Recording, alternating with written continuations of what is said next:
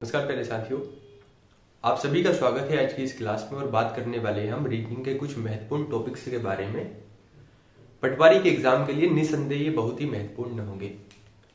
देखिए, अगर मैं पटवारी के एग्जाम की बात करूं तो चूंकि इसमें मैथ्स और रीजनिंग दोनों आने हैं, तो ये तय मानकर चलिए कि कहीं ना कहीं आपको रीजनिंग वाले पार्ट में कुछ क्वेश्चन मैथ्स के देखने को मिल सकते हैं।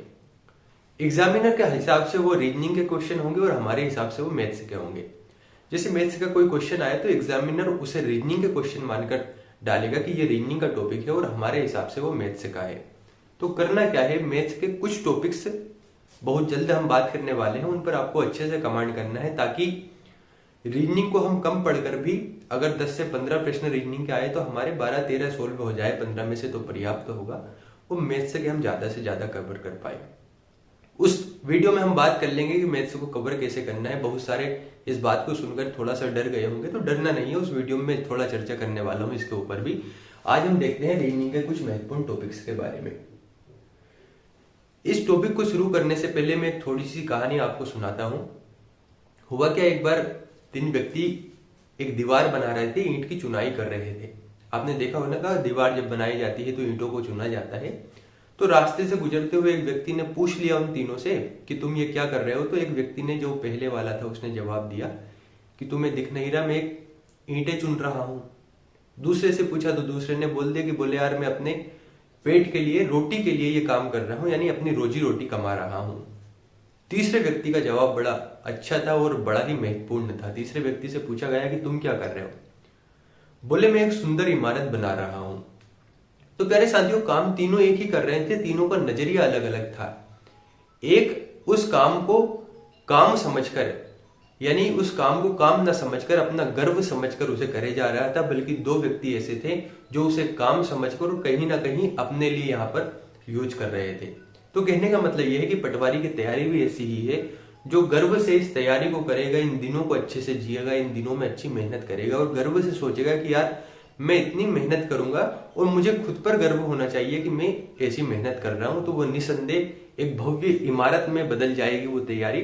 यानी आपकी जॉब लगना निश्चित है। और अगर आप ऐसे ही कि यार मैं इस काम को इसलिए कर रहा हूं या आलस्य से करेंगे, तो निश्चित तौर पर कुछ भी हाथ में लगने वाला है नहीं। रीजनिंग के कुछ महत्वपूर्ण टॉपिक की बात करें तो मैंने हिंदी में लिखा हुआ है, और बात करते हैं हम कौन कौन से महत्वपूर्ण टॉपिक है।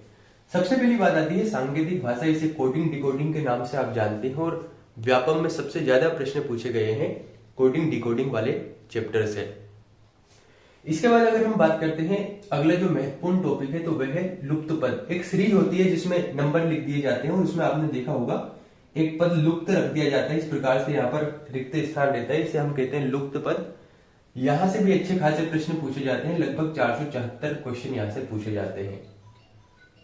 अब देखिए, लुप्त पद की अगर हम बात करते हैं या फिर हम सीरीज की बात करते हैं, तो यहां पर जिनका मैथ्स अच्छा है, निसंदेह उनके क्वेश्चन ज्यादा सही होने की संभावना रहती है, लेकिन जो अच्छे से कमांड करेंगे उनके भी क्वेश्चन सही होंगे। इसके बाद अगर हम बात करते हैं तो कथन एवं निष्कर्ष। कथन एवं निष्कर्ष, कथन दे दिया जाएगा, उसके बाद निष्कर्ष आपसे पूछा जाएगा, तो ये भी महत्वपूर्ण है और सिंपल टॉपिक है। आप अगर अच्छे से मेहनत करेंगे तो यहाँ से प्रश्न बनना संभव है। 543 क्वेश्चन यहाँ से पूछे गए हैं। अगली अगर हम बात करते हैं तो लगभग 215 प्रश्न पूछे गए हैं, रक्त संबंध यानी ब्लड रिलेशन से पूछे गए हैं। अच्छे से इन टॉपिक्स को आपको तैयार करना है। 215 प्रश्न रक्त संबंध से पूछे गए हैं। इसके बाद अगर मैं बात करता हूं तो 141 क्वेश्चन श्रृंखला यानी सीरीज से पूछे गए हैं, और श्रृंखला और लुप्त पद कहीं ना कहीं मैच होता हुआ टॉपिक है, तो आप इसको बहुत अच्छे ढंग से तैयार करें।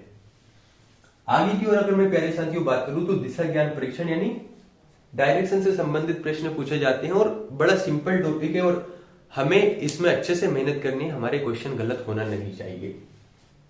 इसके बाद बात करते हैं बैठक व्यवस्था, सीटिंग अरेंजमेंट की अगर हम बात करें तो 112 प्रश्न इससे पूछे गए हैं, और कैलेंडर और वर्णमाला की बात करें तो 92 प्रश्न कैलेंडर और वर्णमाला से 95 क्वेश्चन पूछे गए हैं।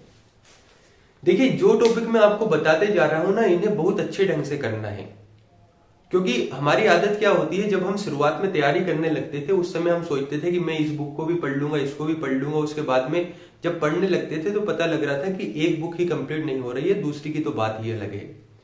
तो यहां पर भी ऐसा नहीं करना है कि यार सर ने तो मात्र 9 टॉपिक बताए, ये तो मैं 2 दिन में कर दूंगा। पहले करिए, है ना। बोलने से ज्यादा करने पर ध्यान दीजिए। एक बार अपने काम को शुरू कर दीजिए और जब पूरे कंप्लीट हो जाए उसके बाद इनका बार बार रिवीजन करना है, तब जाकर आपको बहुत अच्छे अंक मिलेंगे। क्योंकि वैसे ही हम सिलेक्टेड टॉपिक पढ़ रहे हैं, और अगर सिलेक्टेड पढ़ रहे हैं तो उन्हें ऐसा पढ़ना है कि वहां पर फिर कंफ्यूजन भी नहीं होना चाहिए। अगर एग्जाम में क्वेश्चन बना तो देखते ही आंसर आना चाहिए, ये तैयारी होनी चाहिए।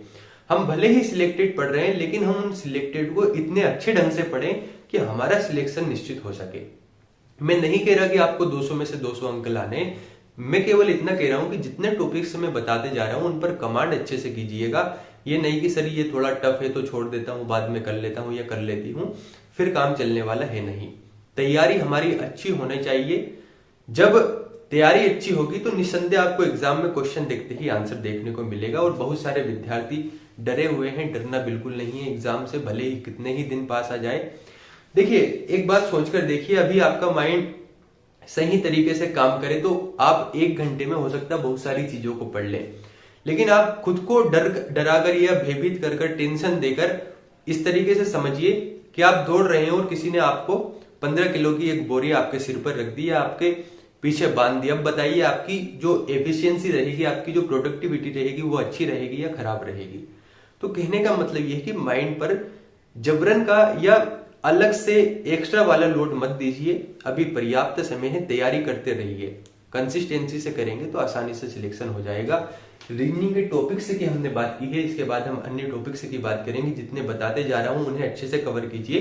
प्रीवियस ईयर के कम से कम 25-30 क्वेश्चन हर टॉपिक के लगा लीजिए, ताकि एक बेसिक से समझ हमारे अंदर आए कि यार कोडिंग डिकोडिंग से कैसे प्रश्न पूछे जाते हैं।